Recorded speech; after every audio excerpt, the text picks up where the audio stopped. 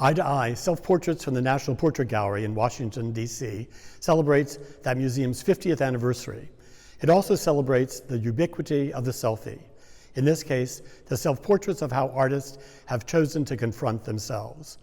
The exhibition was curated by Brandon Brame-Fortune, who until her recent retirement was the Portrait Gallery's chief curator. We thank her for a brilliant exhibition. We have with us her colleague, the curator of prints and drawings, and one of the contributors to the exhibition catalog. Robyn Asleson has been invited to tell you more about the eye of the artist and the perpetual fascination with self-portraiture.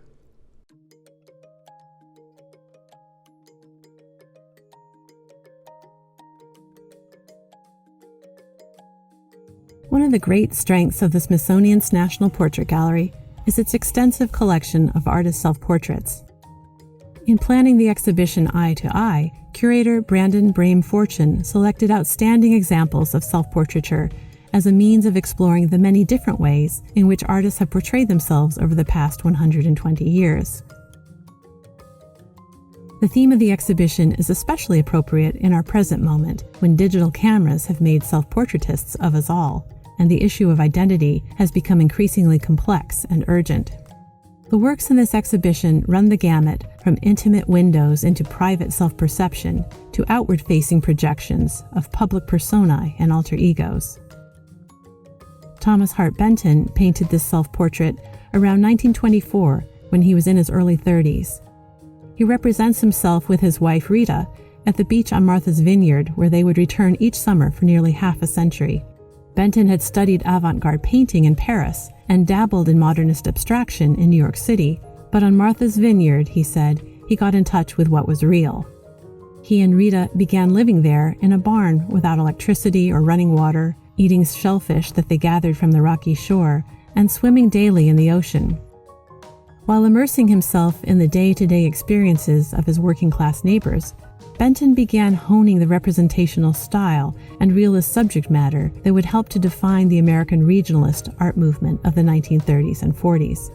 Despite Benton's interest in realism, however, his self-portrait is anything but. It is a highly theatrical fantasy in which he plays the starring role. Though small in stature, measuring under 5'4", Benton pictures himself towering over the scene like a bronzed god, his head seemingly on a level with the clouds, his muscular torso burnished to an airbrushed sheen. He wields the handle of a beach umbrella as if it were the scepter of Zeus or Neptune's trident. Placed at the exact center of the canvas and facing the viewer straight on, Benton's firm, erect figure contrasts with his wife's more sinuous form, angled toward him from the side.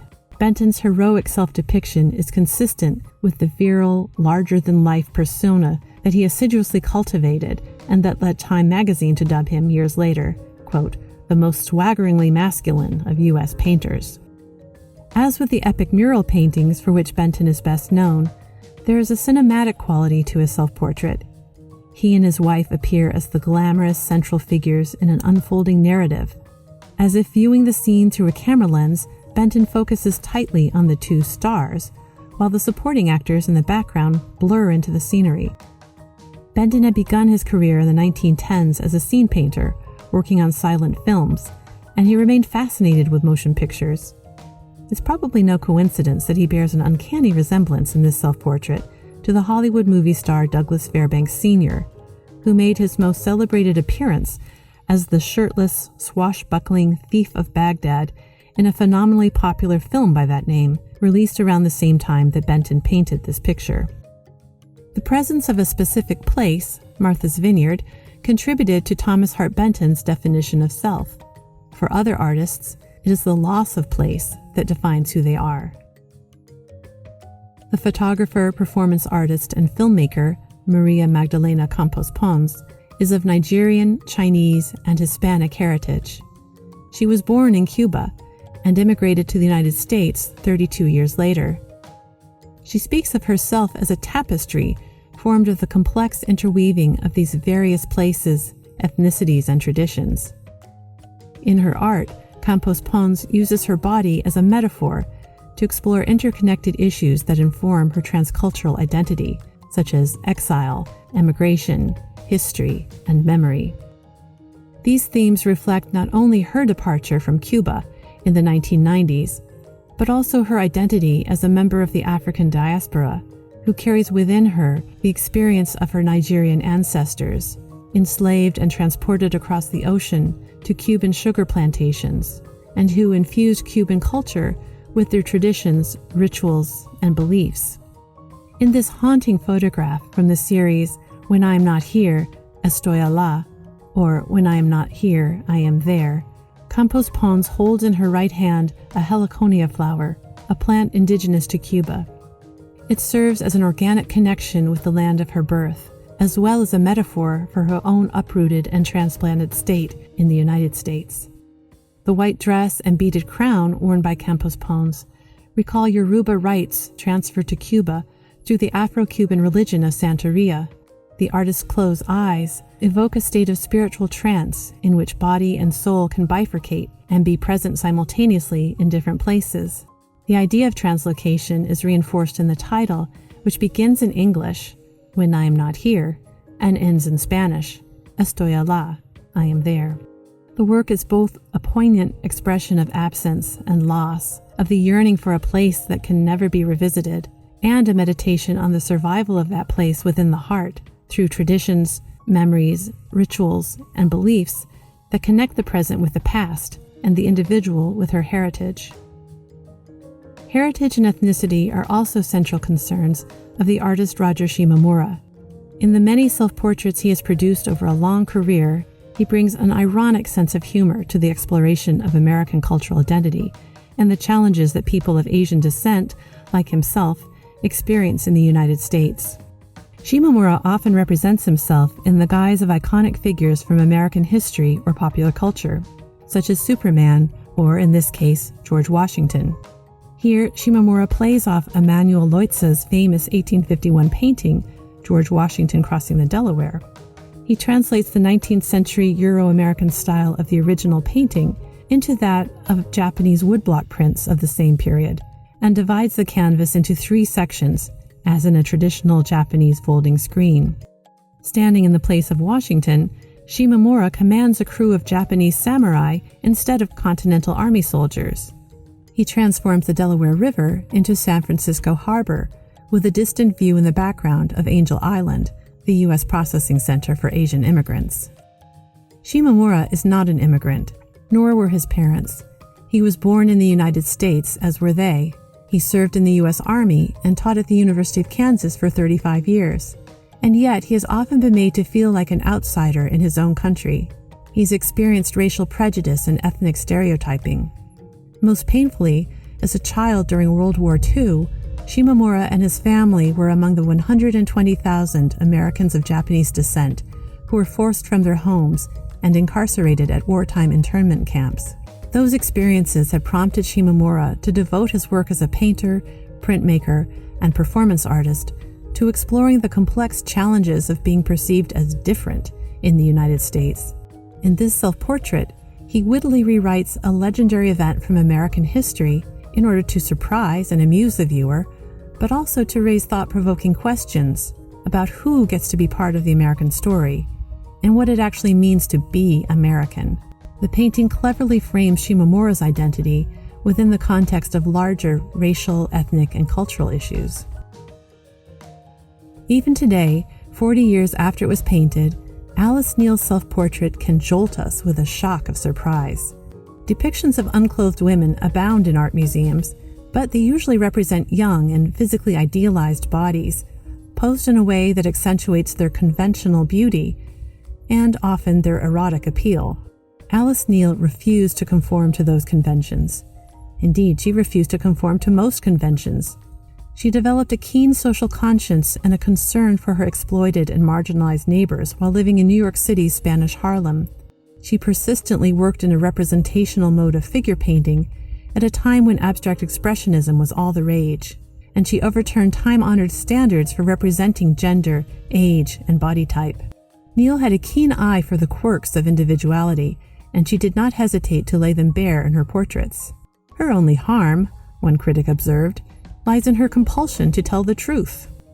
And so, at the age of 80, when Neal finally, reluctantly, agreed to paint her own portrait for an upcoming exhibition, she treated herself in much the same way that she treated any other subject, exposing herself both physically and psychologically, and even sitting in the same blue and white striped chair that appears in many of her late works. Staring at herself in a mirror, Neil raised an appraising eyebrow, frowned in concentration, and painted what she saw. Her vision is uncompromising. She documented the sagging flesh of her stomach and breasts, the sloping hunch of her shoulders, the awkwardly splayed feet.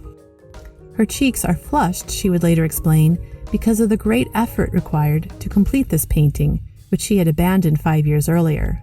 Her love of color is evident in the splashes of yellow, green, and blue paint that may indicate sunlight and shadow. The outlines of blue paint that trace the contours of her body seem to vibrate with energy. By the time Neil painted this unflinching self-assessment, her work was at last attracting long overdue attention from the mainstream art world. Her unique vision helped to reinvigorate the tradition of American portraiture, and its startling originality remains impressive today. Fritz Shoulder's dark, moody self-portrait is another shockingly frank depiction of the effects of age on the body. Shoulder made at least one self-portrait each year, gradually documenting the passage of his life. This self-portrait was his last, painted in 2003 while he was struggling with complications from diabetes, just 2 years before his death. The imagery is both painfully real and eerily surreal. The artist sits in a chair, resting his hands on a semi-transparent cane and confronting the viewer from behind dark-tinted sunglasses. Tubes from his oxygen tank trail from his nose. A splash of red paint in the lower right corner suggests a pool of blood seeping toward the book and black and white photograph that reference his career as a photographer and university professor. The ghostly gray cat recalls Shoulder's fascination with Egyptian imagery and may represent Bastet, the Egyptian goddess who protected the home against evil spirits and disease and could help the dead in the afterlife. Through his art, Shoulder often pushed viewers beyond their comfort zones. He's best known for his unvarnished depictions of contemporary life in the Southwest, which exploded romantic, nostalgic stereotypes of Native Americans and courted controversy by referencing harsh modern-day realities, such as alcoholism and cultural displacement. A descendant of the Luiseno indigenous people of California, Shoulder became a leader of the new American Indian art movement during the 1970s, but he considered himself first and foremost a painter in the tradition of abstract expressionism. His vigorous manner of handling paint is evident in this self-portrait. He once said, "The thing is to get the paint on the canvas. I don't care if you use your fingers, your rag, brushes, or cardboard. It drips, it smears, it's thick or it's thin, or you make washes." Most of those effects are evident in this painting, as is Shoulder's fascination with complex arrangements of color. White highlights and blue shadows set off the golden yellow of his skin, and the wall behind him dissolves into a nebulous atmosphere of deep magenta, purple, and black. "One color by itself isn't that interesting," Shoulder once observed. "It's the second color, and a third color, and a dialogue starts, and pretty soon you're swept up in it." Shoulder's words emphasize the obvious fact that making art was the defining activity and source of identity for most of the individuals represented in this exhibition. But by grappling with the problem of representing the self, they also explored and revealed much about what makes us tick as human beings. At their most meaningful, self-portraits challenge artists to imbue the physical presence that they see through the eye with an intimation of the underlying essence that constitutes for them me, myself, I.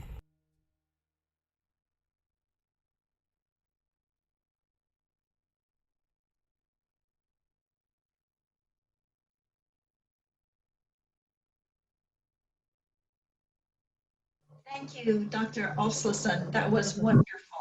Hi, everyone. I'm Roberta Caldard, the museum's Director of Development. I'll be facilitating the Q&A with Dr. Asleson.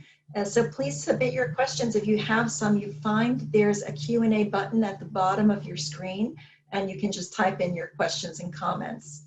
I see we all already have some excellent ones. Dr. Asleson, why do so many artists make self-portraits? I've been thinking about that a lot, and there are so many reasons for doing so that it's almost not surprising that they would have come upon that.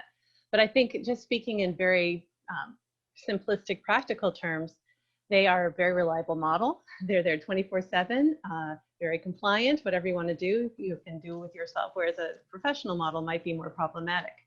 But there's some examples in the exhibition that I think are quite interesting in terms of trying to create this idea of immediate, spontaneous access to the self.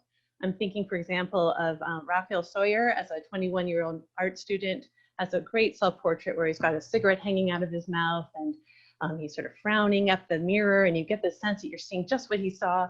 But then he later mentioned that at the time it was fashionable for artists to have cigarettes in their mouths. So who knows, he maybe didn't even smoke, but it was part of this kind of self-presentation that was somewhat self-conscious. But then there are other works in the exhibition that really are about the kind of public persona that the artist is trying to present. And when he's or she is making his or her own portrait, they can be in total control of what they show. So for example, Edward Steichen has this very dramatically lit photogravure where he looks like this romantic hero.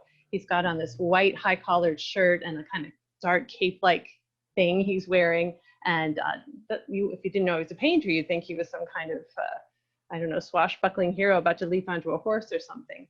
And then of course there's the portrait that I showed of Thomas Hart Benton, where you wouldn't know he's an artist at all. He's on the beach. He looks like some kind of matinee idol. So portraits serve both personal and private and also public functions. These self-portraits run the gamut. They're also, I think the artists are able to experiment a lot when they're working on themselves. They don't have to please a patron or anyone else. So they can dabble with new technology that they're not entirely sure how to use. I'm thinking, for example, of Ana Mendieta, who used the 8mm film to do a really interesting self-portrait that's in the exhibition.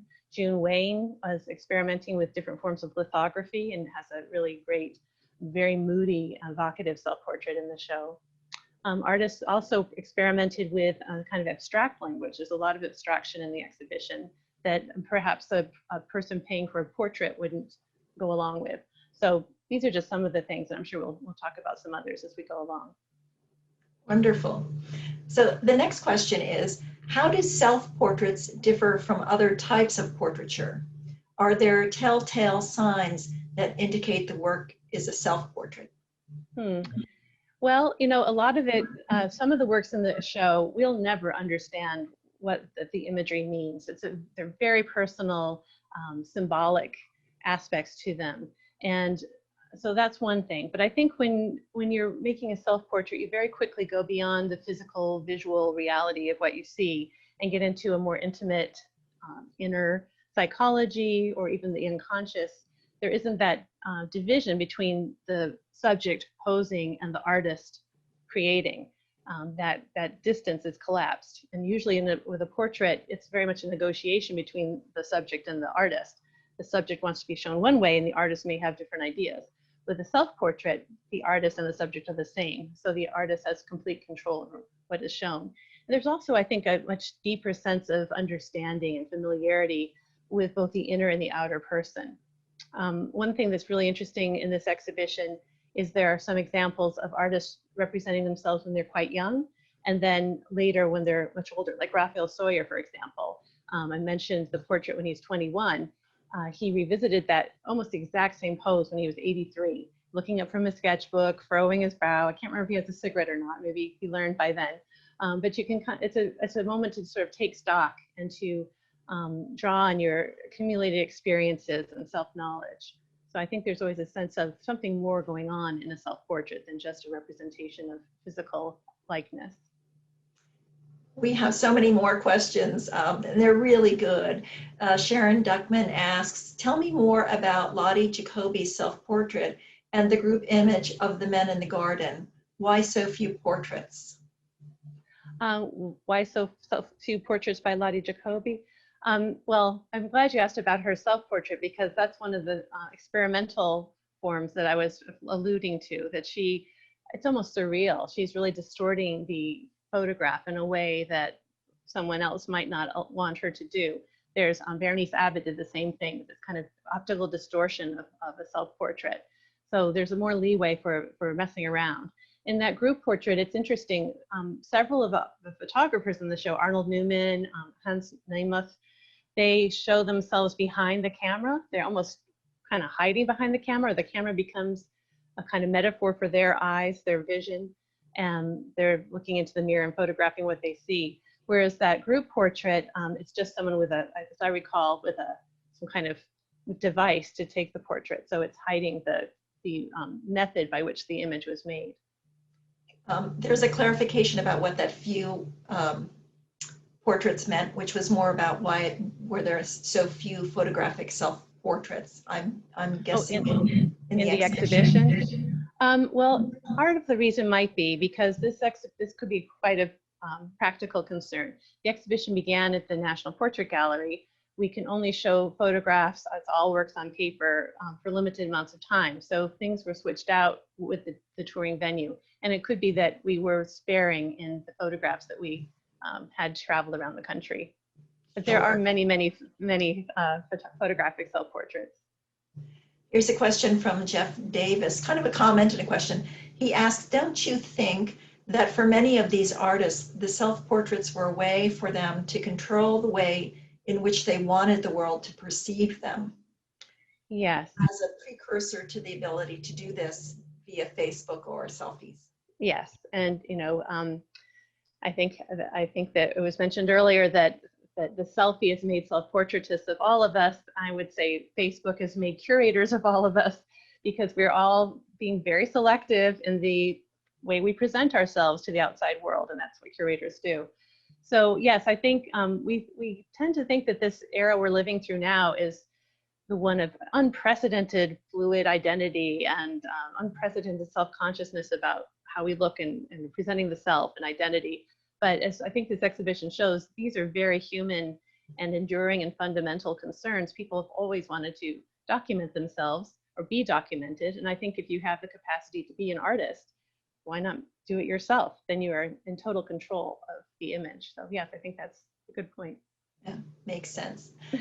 Here's a question that asks, aside from the self-portraits in your presentation, are there others in the exhibition that you particularly enjoy or feel are especially important? Well, I was really happy to see what was in the exhibition at Boca Raton, because I think you've got really the cream of the crop. There are wonderful exhibit pieces in it. Oh boy, there were some others that were just difficult to travel. There was one that was just very intriguing, where the artist printed out all of his internet searches from a particular period of time. I don't think it was a year. I think maybe it was more like a month. And that was a kind of autobiographical, self-portraiture. It went from the ceiling down the wall and rolled across the floor. It was just this long series of curiosity unfurling. So that was kind of neat. I think I was really struck by the things that were unusual like that.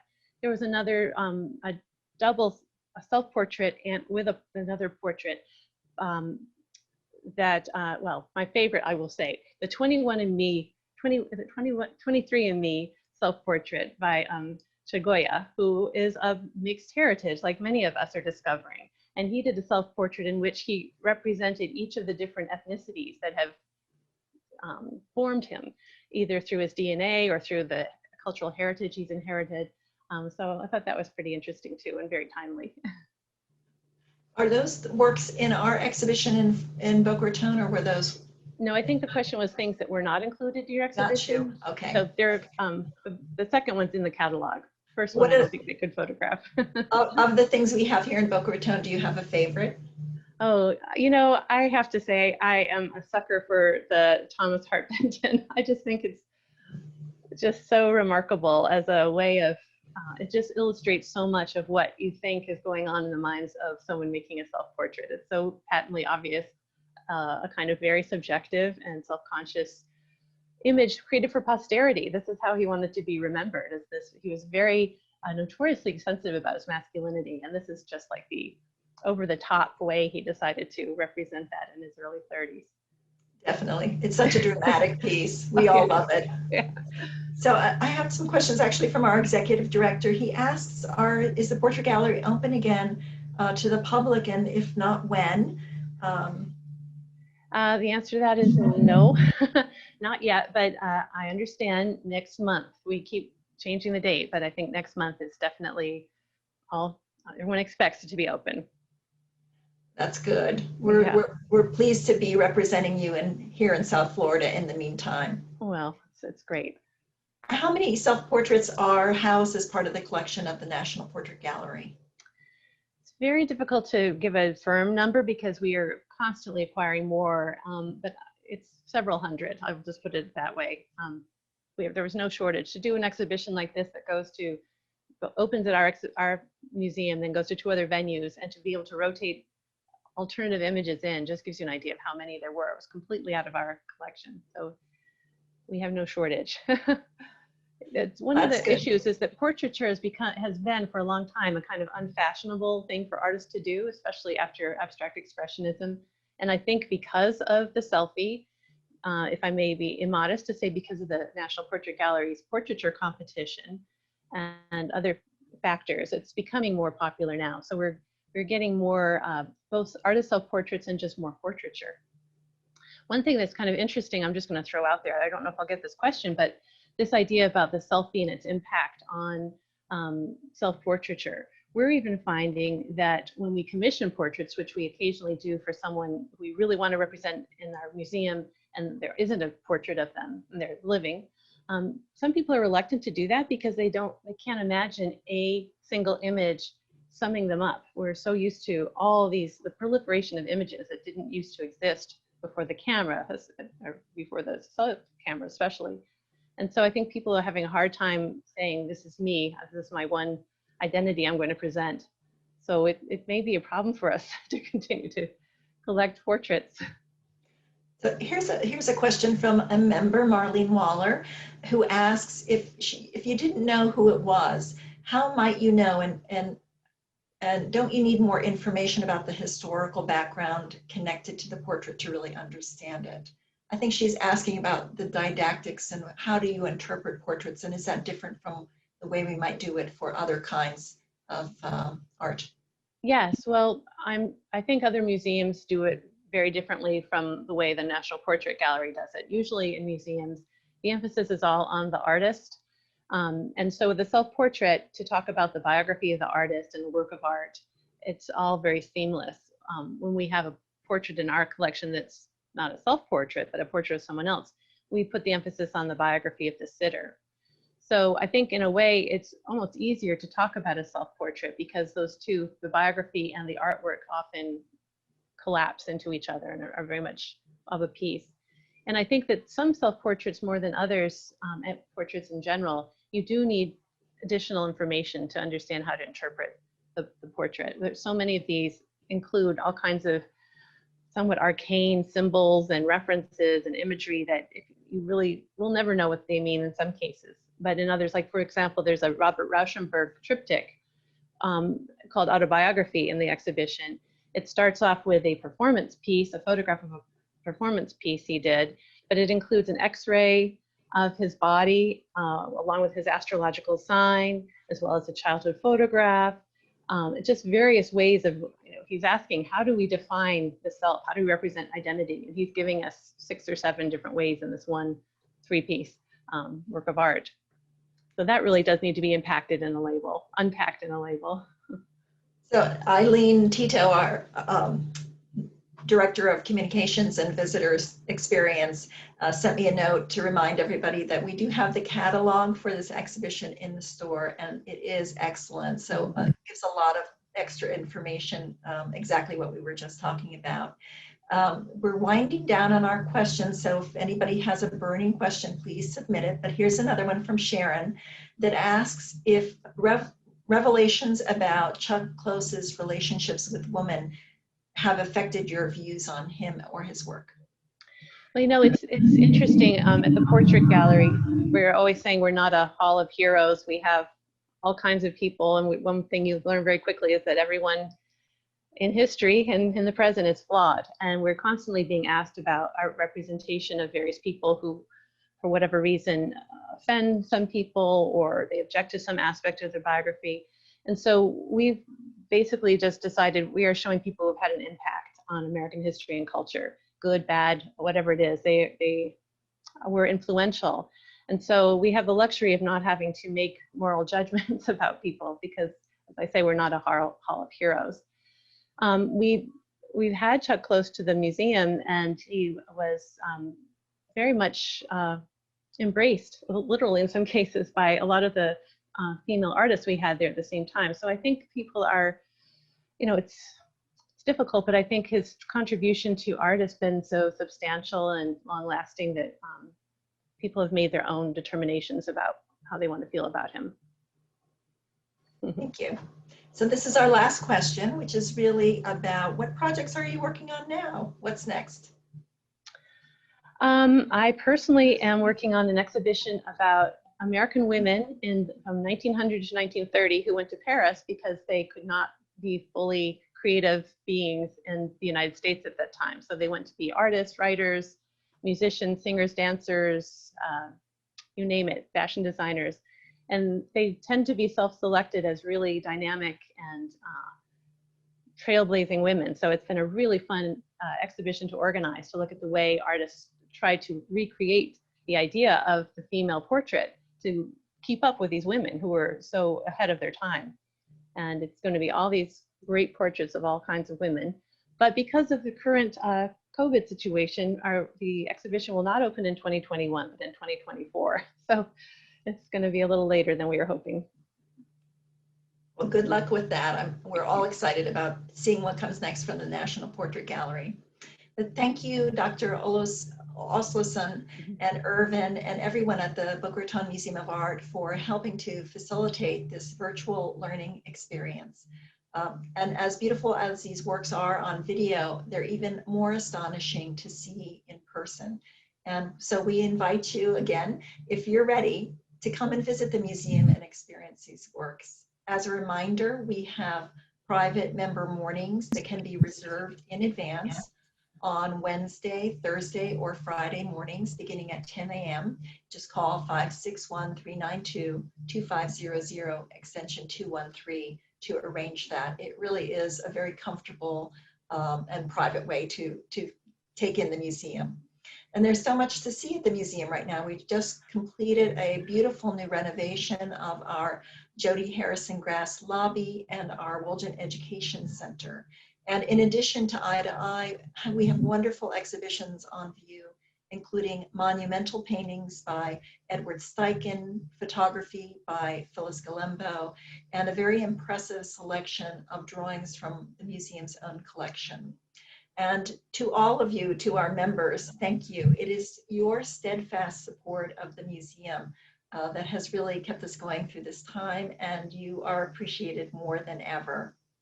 If you'd like to provide a donation to keep art vital in our community, you can text to 44321 and just write in the message Boca Muse. That puts you through to a safe donation link.